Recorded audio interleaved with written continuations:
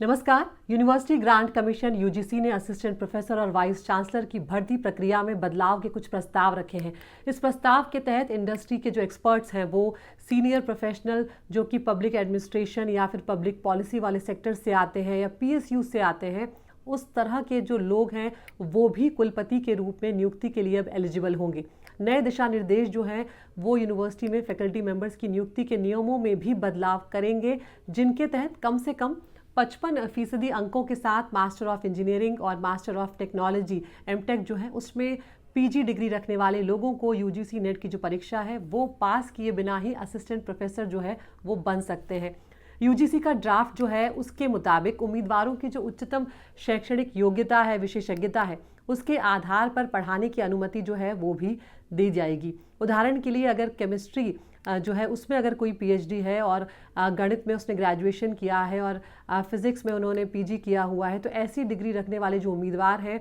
वो अब केमिस्ट्री जो है उसे पढ़ाने के लिए योग्य होंगे, एलिजिबल होंगे। इसी तरह जो व्यक्ति अपने पूर्व का जो उनका शैक्षणिक विषय है उससे अलग अगर किसी विषय में वो राष्ट्रीय पात्रता परीक्षा पास करते हैं, जैसे कि जो कि नेशनल एलिजिबिलिटी टेस्ट होता है, तो वो उस विषय को पढ़ा सकेंगे जिसमें उन्होंने नेट के लिए क्वालिफाई किया है। तो ये इसमें बहुत सारी छूट जो है वो मिलने जा रही है। पहले किस तरह से सिलेक्शंस होते थे, अगर उस बारे में बात की जाए तो कुलपति के पद के लिए ऐसे उम्मीदवारों की ज़रूरत होती थी जो एक प्रतिष्ठित शिक्षाविद हों, जिनके पास यूनिवर्सिटी में प्रोफेसर के रूप में या शैक्षणिक प्रशासनिक कामकाज का कम से कम 10 साल का अनुभव हो। अब ऐसे लोग भी कुलपति के पद के लिए एलिजिबल हो सकते हैं जिनका एकेडमिक रिकॉर्ड अच्छा हो और जिन्होंने